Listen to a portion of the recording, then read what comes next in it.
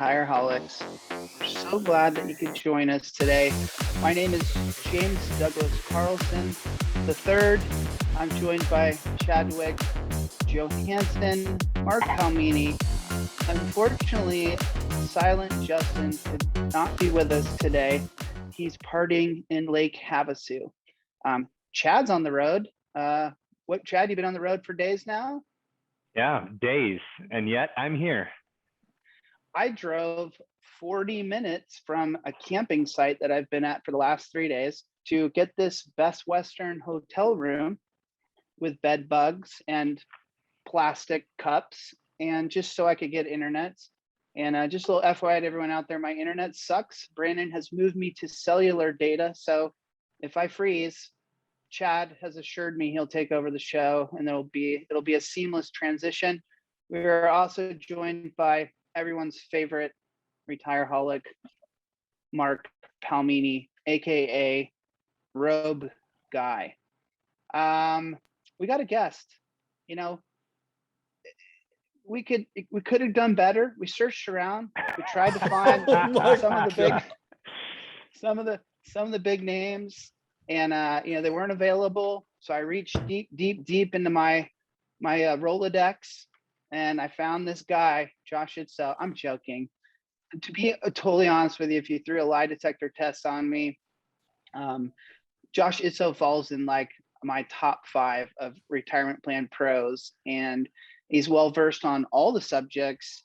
And I feel like he always is not afraid to share his opinion. He's got insights from several different perspectives. So I'm actually really excited about today, my connection withstanding, to have some deep conversations with Josh and get his thoughts on a bunch of stuff. So Josh, welcome to the show. Thanks for being here or coming back.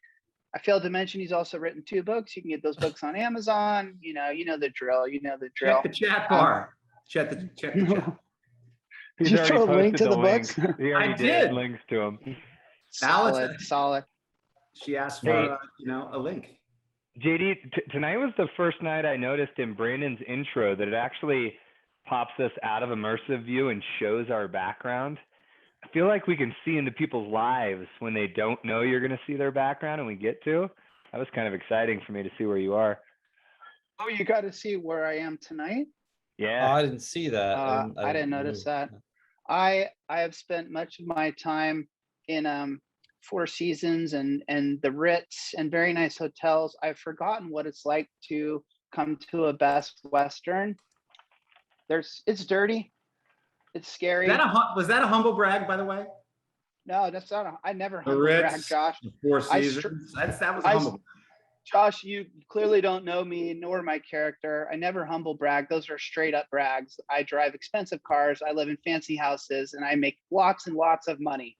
Everybody knows this. Let's do some housekeeping. You're living in a van down by the river.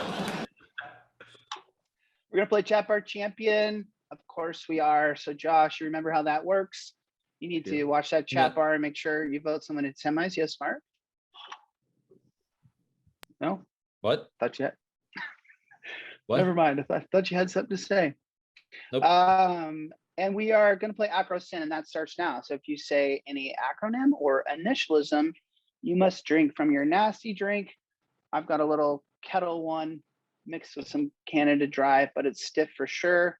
And that is not nasty, by the way. Yeah, that is a delightful drink that I wish I had right now. I'll be honest, Chad, thank you for saying something, because I feel like ever since we've kind of gone this path of Zoom and all that, like we're really like towing the line between what this was all about versus just basically I'm gonna have a cocktail with my show tonight. So JD, first off, shame.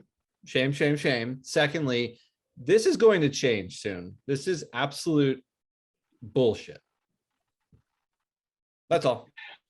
Just to clarify, I let the guests know you do not have to swig straight from a bottle for your penalty. It's just your mixed drink must I'm not be very, talking very strong. about our guests. I'm talking about you. Oh, I'm supposed to swig from Yeah. the bottle every time? No. Chad's saying like you're mixing, like you have a screwdriver. Like that's not a penalty drink. That's Bro. I'm talking about filling it up like, you know, a lot Hey, of Chad, what's going on, man? How you doing? Oh, he's muted. He's You're muted. muted. Fantastic. Jesus. Life's pretty good, Josh. Life's pretty good. How you doing? I'm doing You ready to talk about some retirement plan topics? Woo! Did I freeze?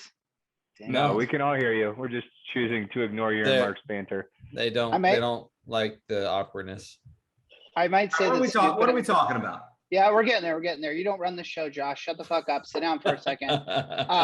People Neither do you. love, Let's go. people love our banter. People love our banter. We're gonna go to headlines real quick.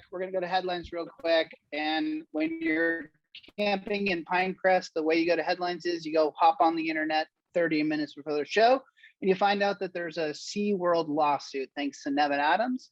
So SeaWorld, a little close to San Diego, love, is in the midst of a lawsuit. And Josh, I've got some questions for you around this one. I don't know if you've read it, but it's pretty stereotypical of a lot of the lawsuits we've seen.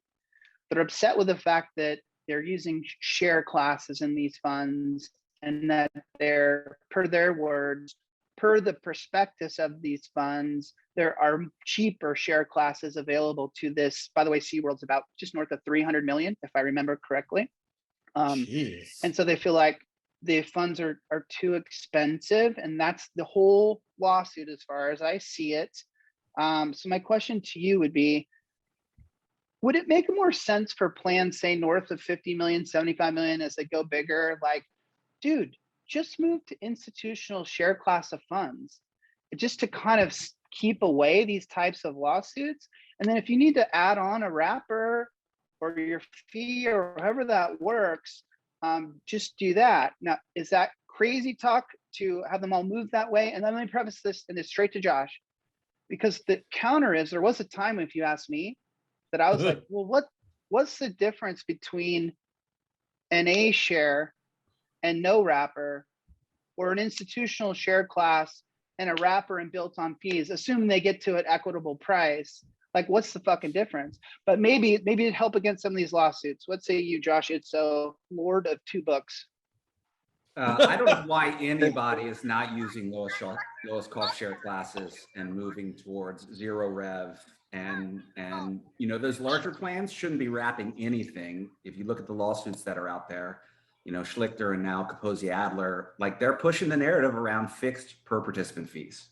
So, you know, I think if you look at it, it's funny, Fred Reich and I were talking the other day because he's doing some work for me, and we were just talking about like for you, man, beast mode, Josh. You got Fred Reich on the payroll. Tell you about my best friend. he ain't cheap. I give you that. But he's helping me with some stuff, and we were just talking about that. You know, in 2020, how many lawsuits, ERISA lawsuits, do you think were filed in 2020? 206. I'm gonna say 120. 174. It was 200 plus. Capozzi Adler filed 100 of them. Chad, solid. That's solid. And they're still around excessive fees and wrong share classes. So if especially if you're, you mentioned SeaWorld's a $300 million plan. So litigation is coming down. On the last episode of my podcast, I had Jerry Schlichter, which was awesome. But he had said he thought that we got into an interesting discussion around the economics of litigating an ERISA lawsuit. And he said he thought litigation was going to come down. That was loud. It's fucking loud. That was loud. He said he thought it was going to come down to probably the $200 million range. So it's amazing to me that in this day and age, after 15 years of litigation, it's the same playbook. Now it's starting to expand a little bit around target date funds and so on and so forth, but it still goes back to the bread and butter, which are share classes and excessive fees and the wrong fee structure. And that's because it's black and white, right? Like that's pretty easy to identify when plans are overpriced or using an inappropriate share class. the prudence of investments is far more difficult, I feel like, to, unless it's proprietary, and that's what we've seen a fair amount of litigation on. That's why I think it always goes back to the bread and butter, because it's easy. Yeah. Right. Well, And and I don't see that. I don't actually see that slowing down. I think the scrutiny on fees is, everybody likes to say fees, funds, and fiduciary is like old school, and we're past that. I disagree. I think it's going to continue to accelerate. And I think the cast, or the net's going to get cast wider, because you're going to see these plans coming down market. I mean, there was, I think it was Kaposi Adler against a $1 billion plan in like North Carolina. Actually, it was WakeMed. That's what it was. And they filed a lawsuit in like the summer of 2020, and they moved to settle right away. There are 20,000 participants, and they settled for like $1 million. Total shakedown. Like, they settled in like 7 months for $1 million, something around that range. It wound up being like $50 a participant. So, hey, thanks a lot for that $50 that I got. I think you're going to see more attorneys. That the one thing I respect about Schlichter very much, I respect a lot about him, but the one thing is he goes to the mattresses. Like, he is in it for as long as it takes. And I think you're seeing more plaintiffs' attorneys who are filing litigation, getting into the space, cutting their teeth. They literally rip out his complaints word for word, and they're going to learn. They're going to learn over time. But I don't think most of these firms, in my opinion, are wanting to go to the mattresses. I think they want to shake companies down, and I don't see it slowing down. I see it increasing from that perspective. Josh, you kind of hinted at it earlier. My second follow-up question for you is going to be, in Nevin's piece about SeaWorld, there was also a paragraph that talked about the fact that they were upset that it was asset-based revenue, and they thought that it should be a per head type of charge. They went on to say that Mass Mutual, or I guess it should be all the defendants, revenue had tripled over the course of some period of time, yet the number of heads had stayed the same. We know that asset-based revenue is pretty prevalent in the micro and the small market. Yeah. My larger clients kind of tap out at 100 million, right in that zone. And I see even in that case, it's still very prevalent. That still is the go-to thing these days, right? Like, record keepers are making their money based on a % of the assets versus a flat fee. Is there any world in which that's okay? And what is the argument for that, if any? Like, because it's everywhere. It's everywhere, right? It is. And I think it's everywhere because the industry is addicted to asset-based revenue. And I'll tell you why. We all know why, right? Because when assets double, our fees double, and we basically do the same amount of work. And but you take on more liability, Josh. Larger the which plan. Most advisors, as fiduciaries, are 320 or a 321 advisor. I mean, that was, we had about 25 when back in the old days. We had about 25% of our clients were 338.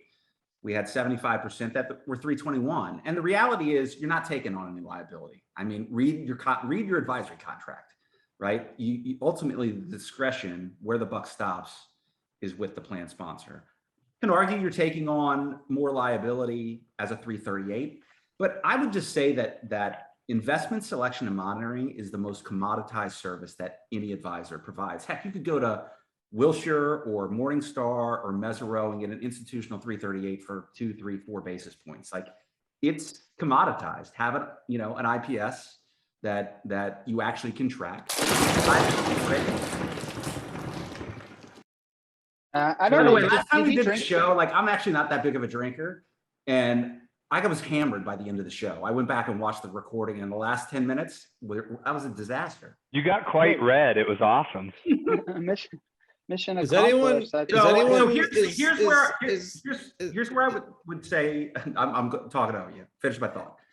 Here's where I would say asset-based fees, and this is something I think advisors should be pushing more on. I mean, we went to fixed advisory fees with a 3 to 4% kicker for most of our clients that was built into the contract. So when I would go to record keepers, probably 85 to 90% of our clients were, per participant fees, no asset-based revenue. And, I was saying, look, we're not trying to take basis points and say that you can't. Like, we had moved to a fixed fee structure as well. I would say the next level that most advisors don't go to is they don't do an allocation analysis. And so, one of the things that I just built a spreadsheet. And what I would do is I would get the census data. I basically would get, participant 1 through participant whatever, and I would get the assets that they had in the plan. And then I would model out what You're trying not to say acronyms, aren't you? I'm trying. I would model out. Speak freely.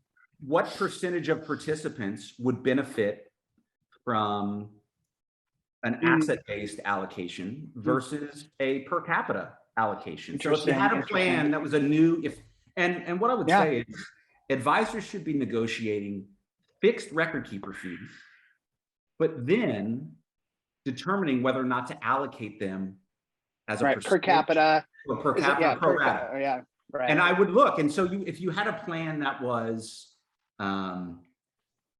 really high, a high average balance, there was some type of break even. It might be at 25 or 20 or $30,000 was the break even, that when you move to a per capita fee, that was the break even where it was better to be per capita than pro rata. And the flip side, maybe you have a plan that is in the service industry with a lot of low balance participants. Maybe it makes sense. I had two fidelity plans that I brought on in the same quarter. They were 2 of my first plans. They had both grown to about $60 or $65 million. They were both with Fidelity. We negotiated effectively the same per participant fee for both. It was slightly different with one, but it was very close. But one plan they'd been doing a lot of hiring. So they had more participants. They were putting more zero balances into the plan. And it would have been a disadvantage to do a per capita fee to like 70% of the participants. The other one was an engineering firm that, had a lot of high balance employees. And for them, it only would have been a disadvantage to like 20% of the participants to be in a per capita fee, and 80% would have been impacted by asset-based fees. And so that's how we did the analysis to determine this is what the allocation should look like. I think those are solid points, and I think it's cool to get your perspective on the large market. This can get a little more complicated in micro market and the small market, but I think it's important to our audience. And so the first takeaway from what Josh just said, if you're an advisor, I think you can take some of his points and bring those to your prospects and talk about the fact that, hey, maybe asset-based fees don't make a lot of logical sense, and you could bring something different to the table. And I think that's something that you should look at and study a little more. But now let's go to the micro market and talk about flat fees versus asset-based fees, and make an argument for asset-based fees. A lot of these record keepers may charge 50, 75 basis points, whatever it is, and they're not making any money early on. Yeah. And they're literally in a deficit. And it's not till they get to year 5 or year 6 that they're starting to turn a profit. And then in year 7 and year 8 and year 9, in a sense, they need to make more than would be a normal profit to make up for all that they invested on the front side. And so I think that's why asset-based fees tend to almost benefit the plan sponsor in the small micro market, but then people stick their nose in and start bitching about it. And I don't think they're looking at the whole picture. Chad, you look like you. It was something I was going to bring up, and I completely agree. And there had been comments in the chat bar about why the micro market providers that are winning share in that space aren't doing a flat rate fee. And it's because of that reason. They know that people won't buy it if they're coming out and saying, hey, our actual required revenue to be profitable on your startup 15-person plan is $6,000.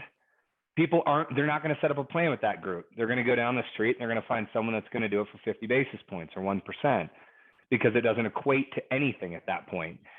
And my thought and my thought that I wanted to make to Shannon's point is that is going to continue to be a problem until everybody follows suit and says, we all have to be profitable in every aspect of our business. And therefore, if we're writing a startup plan with no current assets, and shit, sorry guys, but we got to charge $6,000 in order to be profitable in that space, because we're not going to subsidize the $10 million plan. And my question back to you, Josh, and this would be interesting because I know you're a numbers guy, metrics wise.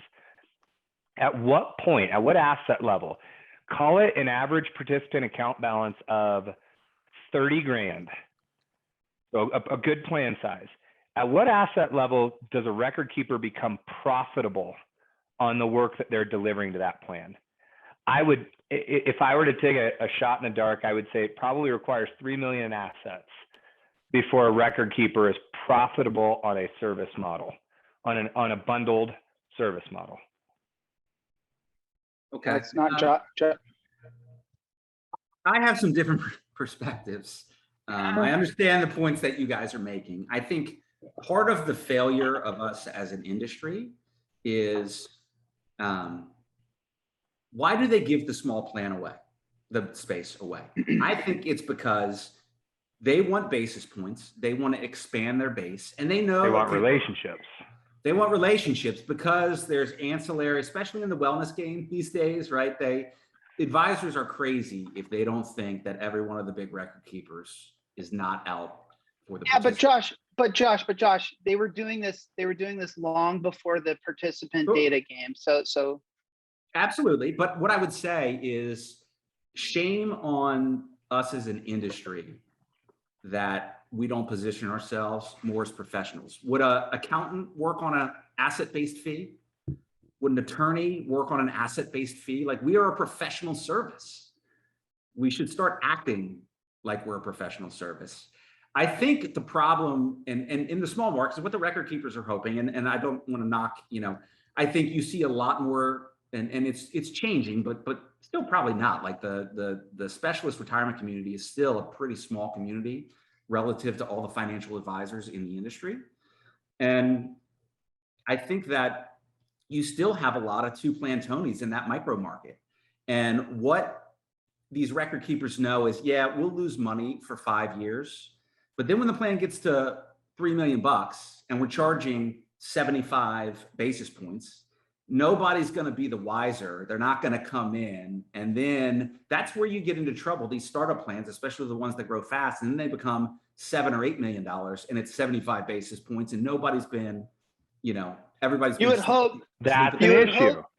Yeah, you would hope that you could look from point of conception to that current date and look at the revenue over that entire scope and then kind of annualize it and see where it fits. But to your point, Josh, that's why they don't. That's the reason they don't reprice, or the reason they start making more money at some point when people aren't reevaluating the cost structure, is because they weren't making money the first 3 or 5 years. If they were making money early on, then they wouldn't have been overpriced. They would have been able to come in and say, okay, here's what we need to record keep this plan. It's $6,000. Yeah. And we're gonna be $6,000. And I think there's some. Sorry. I think there's some truth to that, Chad. But I think there's also truth in what Josh is saying, where it kind of gets out of whack and no one's really looking at it. They're just taking the revenue. The real answer is somewhere in the middle. But I'll tell you a bigger dirty secret is, and this is a fact, is because they're running businesses, these record keepers, and by the way, I shouldn't pick on the record keeper. It's really anyone that's got an asset-based fee, right? The small is being subsidized by the medium and the large. So you probably have a higher fee for your larger clients because you have to deal with the fact that you're not making revenue from your smaller clients. Right. So it's an off balance, deal there. The private wealth side is like that. I mean, Can I let me make a quick point that I think people can digest and use in their practice, because Alice made a comment in the chat bar that the government is helping subsidize startup plans right now with the credit, right? And the credit that's climbed in recent years. And my comment back in the chat bar was, yeah, but nobody's charging these clients fees.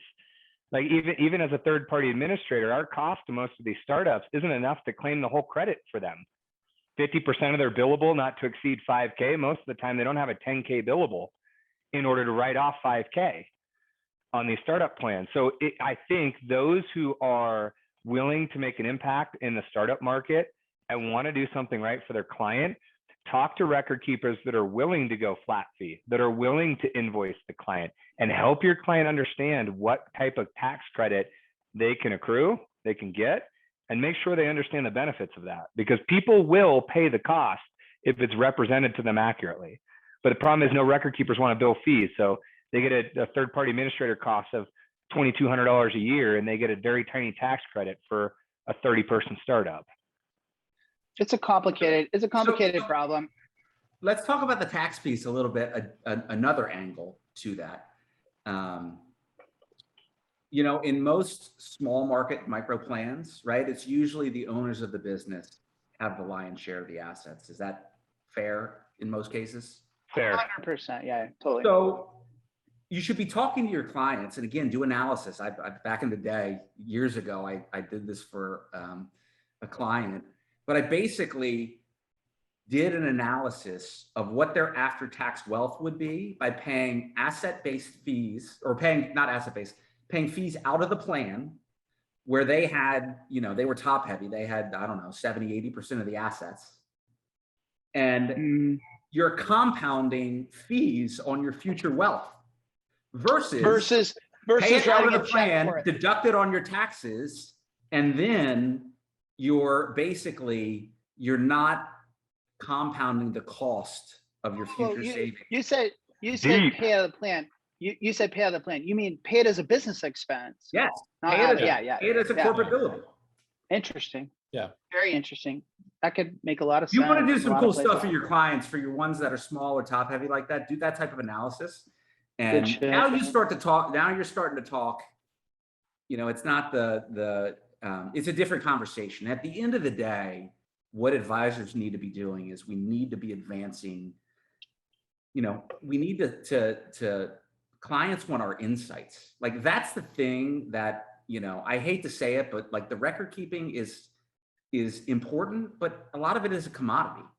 What clients want and need and where you differentiate as an advisor is when you start to sell on insights that you support with process. So often we want to like sell on process, like story selling in this space is so important. Being able to, you know, I'm a big curator of information. Like I think that's a superpower for advisors in the future. Like curate information, you know, in your newsletter or in your committee meetings, and then put your own spin on it. Look at you know, pick 4 articles from, you know, plan advisor or plan sponsor, read them, come up with your own opinion, and then summarize that in your newsletter. That's going to be way better than the boilerplate junk we send out.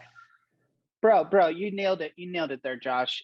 I want people to tune in so they can come up with new creative ideas by listening to thoughts from our guests like this. And that concept of looking at what impact it might make to pay your cost for your plan as a business expense versus having it be, you know, from the plan is huge. And Mark, I mean, who's doing that in the micro and small space? I would argue almost nobody. And that could move mountains. That could win plans. That could win business. I'm looking for Mark's opinion because it's just chilling over there. Mark, you're a representative of the people. You always hate it when I say this to you. You represent the regular Joe.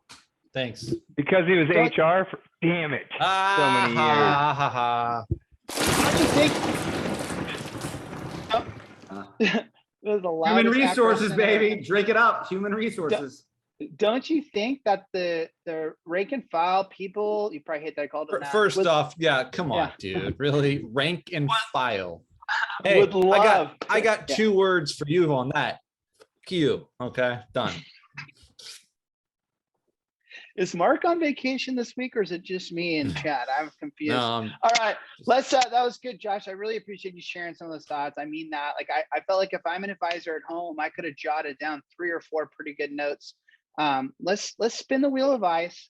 I don't have a Smirnoff ice, but I got a White Claw. Dude, you need to drink High Moon. Go away from the White Claw to the High Moon. The High Moon. That's, yeah, JD, you should drink those because those are high class. Those cost more. Drink those at the Ritz in the Four Seasons, JD. You drink White Claw at Best Westerns. Oh, you would. Do you have to drive your son back to the campsite after this? Okay. All right. Here's the deal. I've got kettle. I've got a White Claw, and I don't have any of this stuff. I'm in a Best Western, so Just pour some kettle in the White Claw, Same and then time. pound the White Claw. Same timesies. Hey, Josh, that high noon is a vodka-based drink, though, right? It's not a malted seltzer. Okay. Because those can't be sold. Fantastic. while I make my version of this nasty thing, Josh, You're basically making a high noon right now. That's really all it is. I don't even know what that is, but okay. I like that. Have No, you missed the thanks, last Mark. 5 He minutes of this did. He conversation? wasn't learning. involved in the Yeah. last 5 minutes. Okay. Itzoe, Yes. you co-founded a firm. Huh? You brought it to great heights. You were a very successful advisor, retirement plan advisor. We've all learned you know your ways, the ins and outs of all this stuff. You succeeded. You've recently gone out on your own to do bigger things, which we'll talk about later. Cliche question, but something I think is really valuable to everyone tuning in. Give us 2, 3, maybe 4 the tips, things, big ideas that you think are most important to a beginner, an intermediate, plan advisor, someone that's kind of making their way. They're first starting out, they've had a little bit of success. What is the top 2, 3, 4 from Itzoe, the guy who wrote 2 books? I'll be gone for a little bit doing this. Take it away. So, I think the first thing is, as an advisor, I think you have to lead courageously. I think too many advisors just, they're more focused on keeping the business than challenging their clients to really make, when you're in a position of leadership, when you run a company, when you're responsible for managing people, right? You need to be courageous in your leadership. If you're a parent, there are things that I make my kids do that they don't want to do, but in the long run, I know it's going to be good for them. I mean, I could, if I asked my kids if they wanted to brush their teeth, they'd say no, my young guys. But guess what? I make them brush their teeth so they have good hygiene and hopefully a nice smile, and they get a date to the prom. They're going to thank me later. I think too many advisors are scared of clients and get bullied around by clients. We make a recommendation, the client pushes back, and then we go, okay, and we kind of check the box and move on. And, I think you don't be afraid of your clients. You know far more than your clients do, even if you're early on. I mean, most plan sponsors don't know what they don't know. And I think the best advisors are the ones that push them to do the things. I think you've heard me say it before, they push them to take the narrow road, not the wide road. The wide road is comfortable and, the ride's pretty smooth, but the narrow road, it's a little bit rougher, but it's going to take you to the places you want to see. And I think you get a lot of street cred with your clients and a lot of trust when you're willing to stand up to them and things that you think should be done. Like, just don't give up if they say no. You wouldn't say when a prospect says no, do you just turn around and walk away, or are you persistent? I think you should do that. So I would say lead courageously. I think the best advisors do that, number one. That makes sense. I love it. Be a little more, be more fucking confident, more aggressive, more don't back down. Instead of walking in and being like, oh, whatever you say, you guys, everyone lives in this fear of like letting the client be right all the time. And it's okay to say, hey, no, you got this one wrong. And it needs to be done this way. My first week on the job, first week, we did what JD used to call 401k Academy. And it was advisor and CPA education. And we traveled around and it was fantastic. Oh, dang it. Josh, the first session I heard JD do, keep in mind, I was hired not knowing a damn thing about 401ks. The first session I heard JD do was pick a fight with someone that's sitting at the table with you. And his whole point was It's like Fight Club for 401ks. Yeah. He's like, don't back down. If you think you know and you believe you're right, then don't back down and let the client be wrong. I'm not telling you to go out of your way to find a fight, but you need to stand up for what you know is right and don't give in. And I walked away from that going, all right, this is going to be fun. This is going to be fun. Greg We've talked about. Greg asked in the chat, have I ever fired a client? Yeah, I've actually fired several clients. I got to say, they were some of the, firing employees were hands down the worst days of my career. Firing clients were some of the best days. It was like, there's a power that it's funny when you fire a client and then like, it's like the power dynamic has changed and they're like, well, what? I don't want you to firing clients. I would say, you should be pruning. Life is too short. You need 50 clients to have an amazing career. Life is too short to work with people that are going to suck the life out of you. Find clients that give you life, not take it away from you. All right, Quote of the night right there. Chad, I'm putting in my notice. I love. I was gonna Chad. say quote of the night right there. See you, Mark. It sucked the life right out of me. Chad, you're killing me, dude. You're chilling. I love Chad. By the way, one of the reasons why I love Mr. Itzoe is on his podcast, he talks over his guests all the fucking time. And when I'm listening, I'm like, yeah, but I'm psyched because I love hearing his thoughts. So it's like, so he definitely, he probably beats me in the talking category. Chad, when you made that point about picking a fight, I also want to let the audience know one of the main reasons behind that was kind of as a takeaway note here for y'all is they think that a lot of people come in are salespeople, right? That you're trying to sell them something. And so if you're willing to challenge them on something, then they realize that you're not a yes person, right? You're not there just to kind of agree and tell them what they want to hear. Therefore, that decision maker becomes more comfortable with you because they're like, oh, this is a straight shooter. They're willing to risk losing this client by challenging me on something. And so it can really benefit you. Again, if it's done in the right circumstances. All right, so give us one more big takeaway tip, and then I want to talk about 401k disruptors with you a little bit. Yeah. All right, I'm going to quickly give you three. I won't go into Jesus Christ. So I would say the number two is the most important thing you can do as an advisor is simplify the complex. We sit around and we talk about acronyms and we talk about basis points. Okay. You're good. That works. And we talk about, acronym after acronym, and we talk way over, we make it way too complex.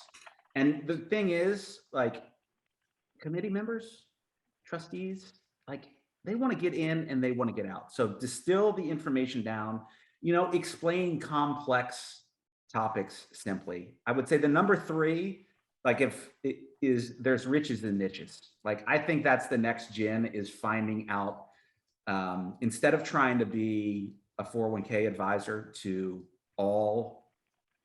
everyone, like, I would look at your current client base if you have one, and who are the clients that you get the most joy out of, that you do the best work for, that are, are most willing to take your advice. And I would build a niche around 2 or 3 of those and build out case studies. I found that selling on case studies, what we've done for clients over time, is super effective because it shows that you've actually done the work. So yeah, but can you not call it a case study? Because that sounds lame. Outcomes we've achieved for other clients like you. Is that better? That's much better. Wow, Josh. on the spot. This guy must write books. All right. Mark. And then the last thing I would say, and this kind of speaks for itself, is be impatient with your actions and be patient with your results. Everybody's trying to sell this elixir of it's easy to win plans. It ain't easy. It takes time. But if you're impatient with your actions and you're patient with the results, you can build a phenomenal career. In 5, 6, 7 years, you can build an amazing career for yourself, and you can do great work that impacts the lives of people that you're going to influence, but that you may never meet. And I don't think there's a higher calling than that. So. Very good. Very good. Do you think Fred Ray should be mad if I was using his name in the chat bar and writing bullshit stuff? No. He's my boy. He's my boy. Let's see. Disruptors. We've skimmed the surface of this subject on a few shows, but it continues to be more and more relevant. And so having an Itzoe brain here, I think it's an opportunity for us to uncover some new golden nuggets. for advisors in this area. So first of all, what am I calling a disruptor? This is like, a company that basically is coming from the outside. This is my definition. They're coming from outside our industry. Well, hold on, JD, hold on. I just disrupted you. Coming from outside our industry and looking to bring something new that they think is fixing a broken industry, right? So, think the Uber freaking type of model, right? They're coming in to fix our broken space. And today, I don't think is the day to argue whether or not they are fixing the space or not fixing the space, but I just wanted to define who those companies are. I'll give you names: Guideline, Human Interest, which was formerly Captain 401. I always like to say what their former name was, is because I think it was so fucking stupid. So I like to bring it up all the time. They tried to change. I keep reminding them. Weren't they online 401k before they became Captain 401k? No, and you've made that mistake before. The online 401k is now Ubiquity. Yeah, it's Ubiquity. Yeah. Betterment. It's some people put Vestwell in this group as well. I think Vestwell's kind of got a different twinge to it, which we can talk about a little bit. They're a little bit misunderstood. I feel like almost an orange to apples here in this case, but we can talk about it a little bit. Why do we care? Why is it important? Hundreds of millions of dollars in venture capital. I was about to use the initialism in private equity money is going to these firms in several different, whatever these Silicon Valley types call series. I'm in a series A. I got $100 million in my series A funding group, whatever the fuck that shit means. But so they're getting all this money, I would say north of $1 billion. Why are you saying it like that? North of $1 billion is hitting these companies. Therefore, it has to be important to you as an advisor or as someone in this industry. You need to know, why is all this money going there? What is their intentions? What are they trying to accomplish? And so I'll take it to you, Josh. Are you a fan of these types of companies? Or do they give you some concern? Or you're probably going to tell me you're somewhere in between, but where do you plant your flag here? So, I would say that I plant my flag with the companies that support advisors. And the reason being, very few of those. Yeah, the view that, and like Vestwell is obviously very pro advisor. I think in game for Vestwell is different. I suspect. I don't know for sure, but I think they're trying to play chess instead of checkers. I think those other firms are trying to play checkers. So, the problem when there's not, when you have a small plan, like maybe it's okay to be bundled, like, with a human interest or with a guideline. I think the game plan, why this money is going in there, is the private wealth rollover opportunity.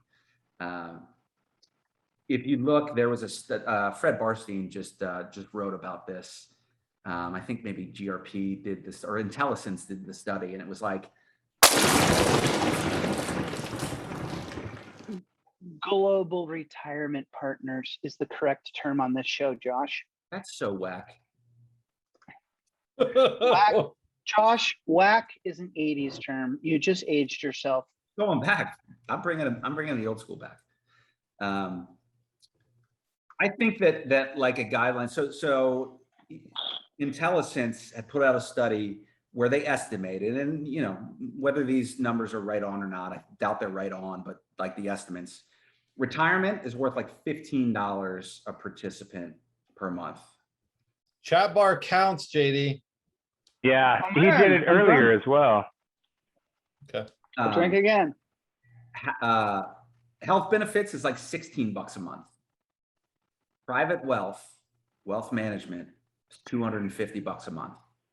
And they were making the case that, so about $3,000, a little over $3,000 a year, something like that, round through up to 250. So Josh, I think guideline and human interest are all going to get into the individual, like they want to own the participants in a wealth model, because that's where they're really going to make their money. They're not going to make their money on $8 a month in record Josh, keeping. I love Put on the foil hat. Josh, I fucking love you. You have a sixth sense for knowing like my follow-up question, you hit it. So when these people who run these companies are on podcasts, they talk a lot about the coverage gap. They talk a lot about the small companies that could never afford retirement plans and how they want to help them. And I'm somehow led to believe that that's where they're going to make all their revenue. But then I love to hear you, because I'm thinking there's no way venture capital and private equity are going to give them hundreds of millions of dollars to provide low-cost 401k services to small businesses. So you do believe this is a wealth management, this is a participant 100%. data play. Oh, can I ask you this then? What about the when you live in Silicon Valley, and this is not me, so I'm just guessing here at this stuff. If you look at the founders, I do. if you look at the founders of these companies, they all come from non-401k businesses where they built something and then they were acquired. They sold it, and that's where they made big. They made their money. I kind of haven't paid attention to this. Am I being naive? Is Guideline, is human interest looking to build their company to a certain point where Empower or Voya or whomever is going to come to them and say, oh, we'll give you $1 billion for your company? Absolutely. Wow. What's their exit going to be? Are they going to go public doing record keeping fees at $8 a month per participant? No, it's totally an acquisition. If you look at, I have a tremendous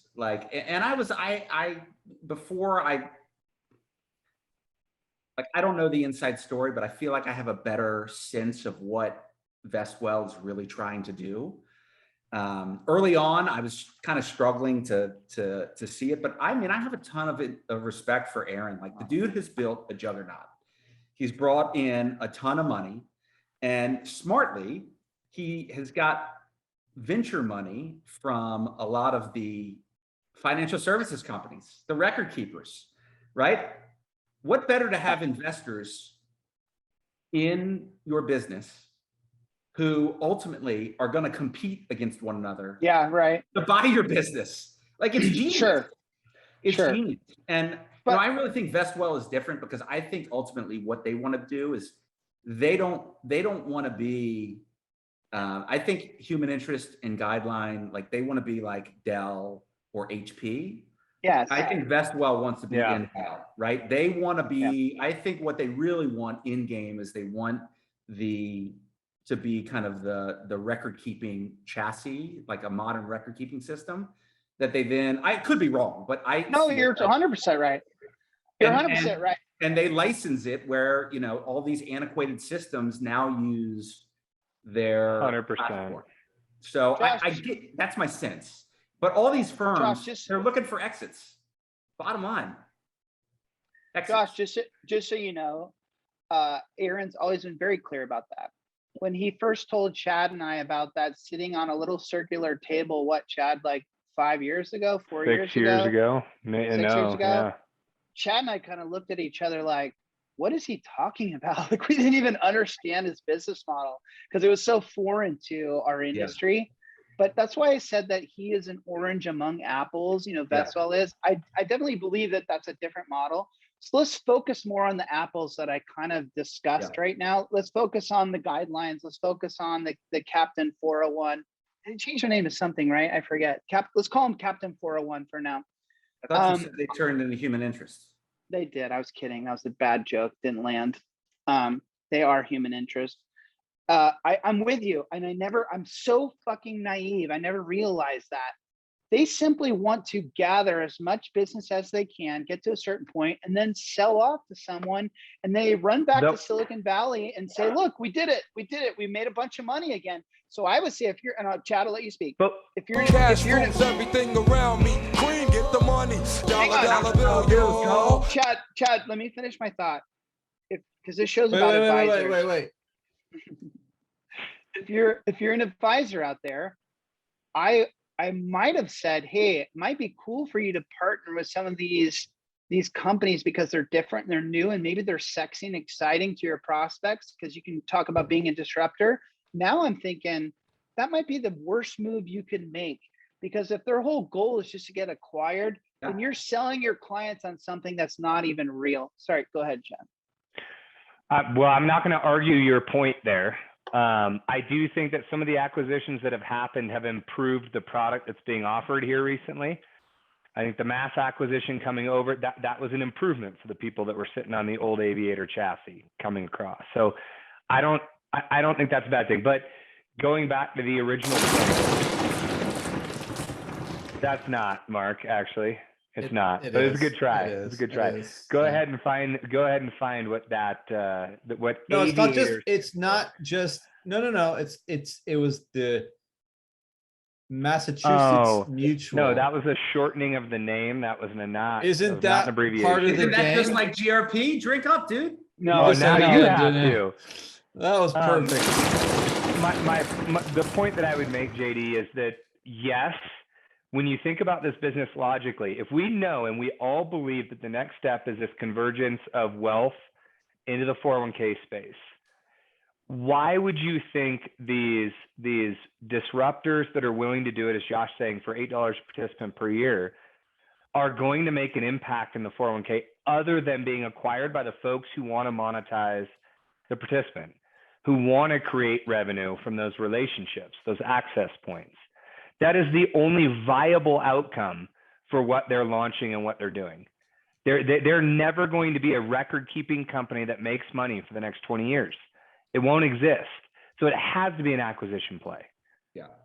Well, and that's because maybe the founders would love to build something long-term, but when you take VC money, I don't. You don't name control, one of those founders. But what, Josh? None of them want to build. No, they don't. I'm saying that in an optimistic way. I mean, at the end of the day, what? Venture capitalist, Josh. Come on now.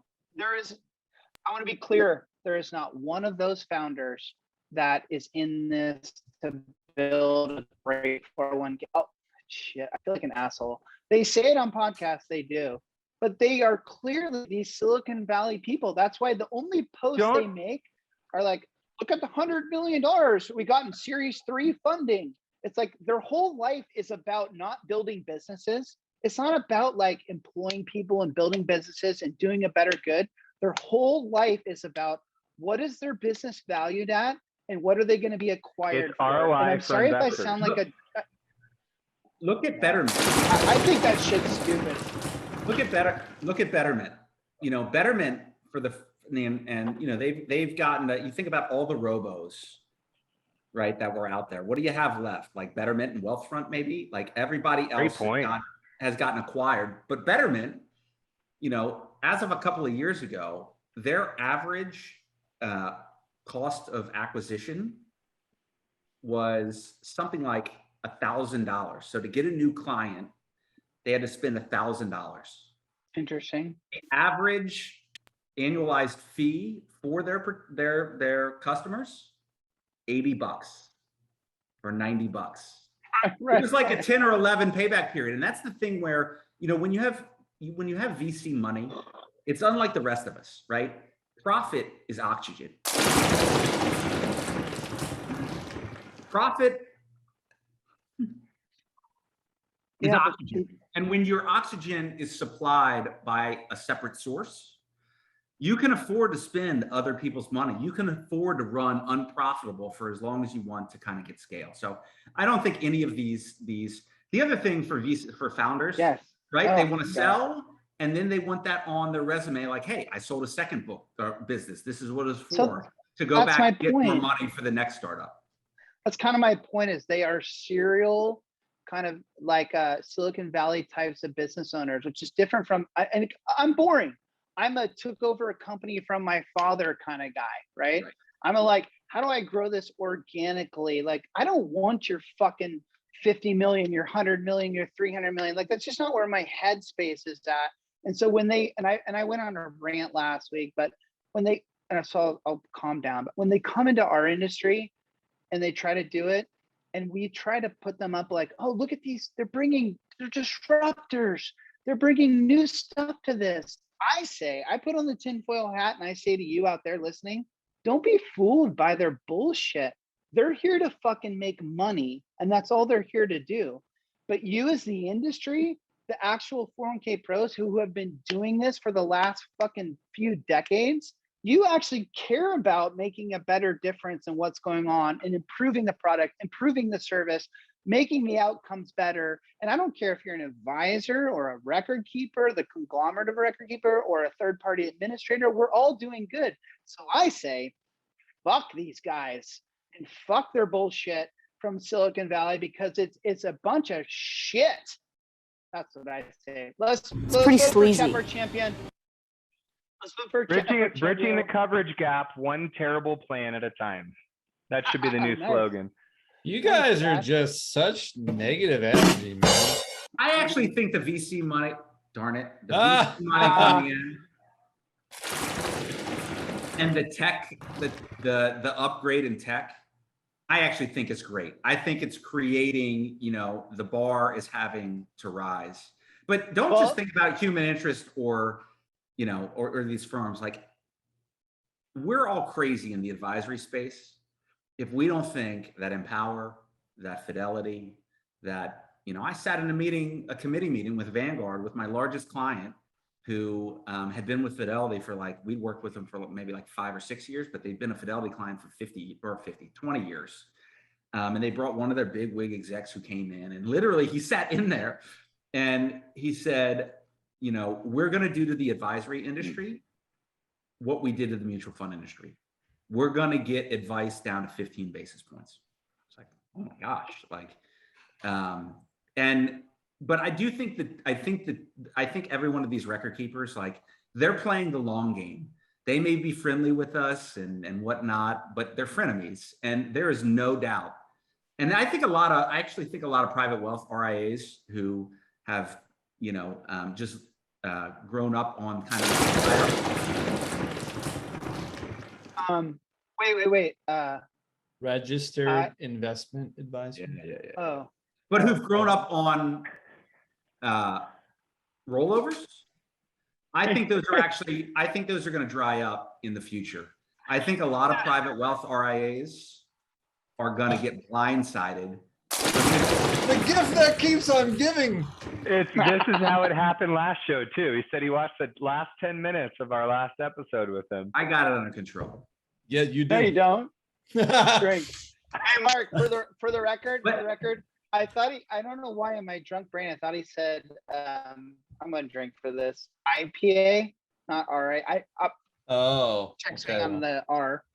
I know registered investment advisor. But what is the beer version of the 3-letter word I said stand for? I forget. Imperial Pale Ale.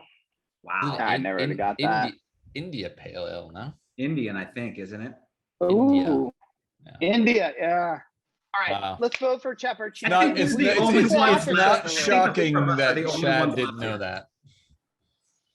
that. By the way, Chad, Imperial is Josh- like when it's a double or higher, I believe. And Greg can confirm that's what he's sipping on. Why does everyone say hi to John Sullivan in the chat bar? Like, who gives a fuck about John Sullivan?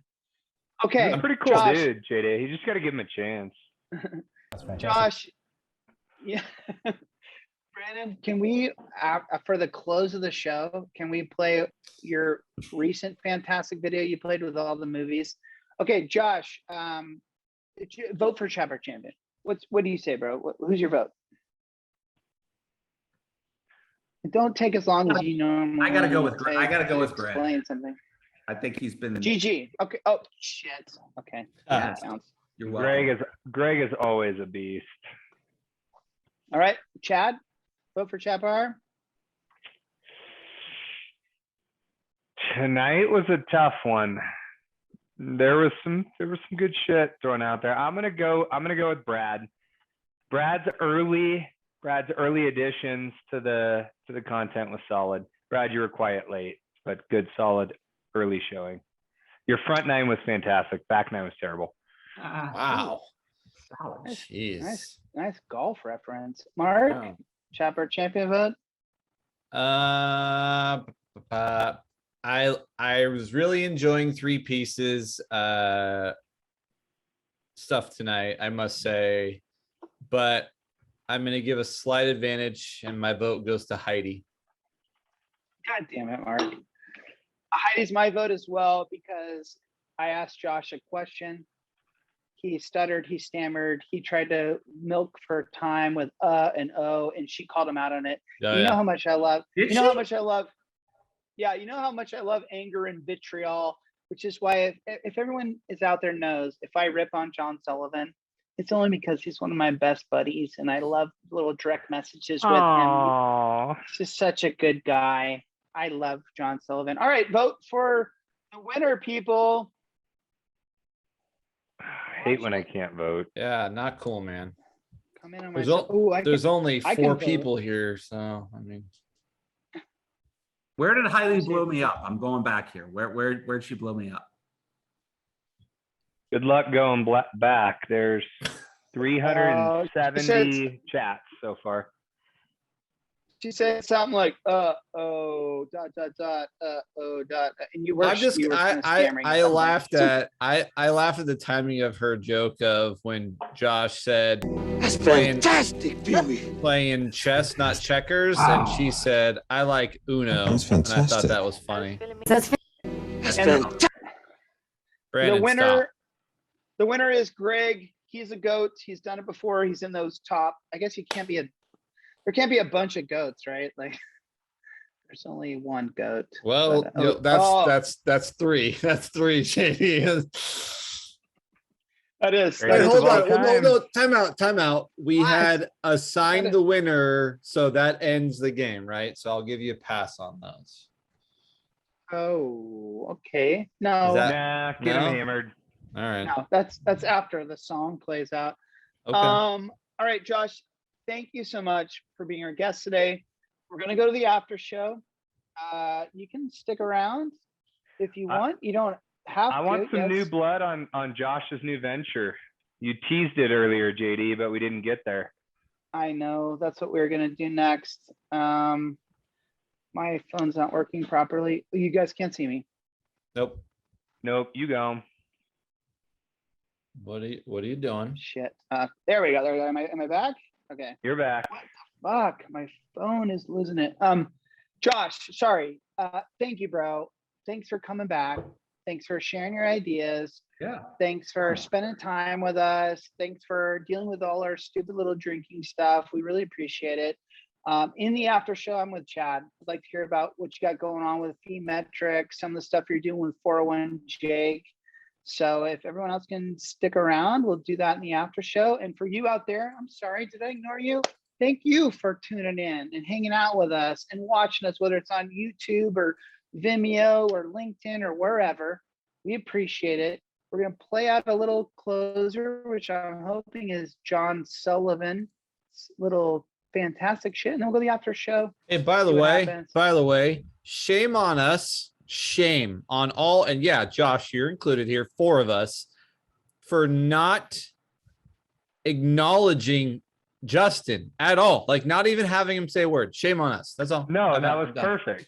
That was the way it should have No, been. it wasn't, dude. Perfect. No. He called me last week and asked if he could skip the show. I told him He yes. was, but he was on. Did you not see his face? Like he was on. I saw him. That's a half-ass effort. Fuck him. I'm in a goddamn hotel that I paid for to get Wi-Fi on the show while I'm on fucking vacation, and he's at Lake Havasu getting hammered. Fuck him. JD, you're on vacation 365 days a year, though, so we Yeah. expect you to be here constantly. Let's play the video That's everyone wants to see. fantastic, Pee-wee. That's fantastic. Wow, that's fantastic. That's fantastic. That's fantastic. Right? Oh, that's fantastic. That's fantastic. It's fantastic. Wow, that's fantastic. That's fantastic. That's fantastic. It's fantastic. Oh, that's fantastic. That's fantastic. That's fantastic. That's fantastic. Well, that's fantastic. That's fantastic. That's fantastic. That's fantastic. Oh, that's fantastic. Yeah, that's fantastic. Oh, that's fantastic. That's fantastic. That's fantastic. That's fantastic. Right. Sullivan says, I'm walking into the ocean. I think that's a writer thing of some significance. That He should have above said, my I'm head. walking back into the corn. right now since it's the Iowa baseball game today. Nice. We love Sully. We love Sully. We fuck his covers. He can pick whoever he wants to put on his fucking covers. Who gives a shit? Nobody we're reads trying that to get- thing anyways. Shoeless John Sullivan. He's in the Bates Motel. Oh, that's good. Bro, I'm a little worried about getting from here to my car, to be honest with you. As soon as it's over, so we'll see.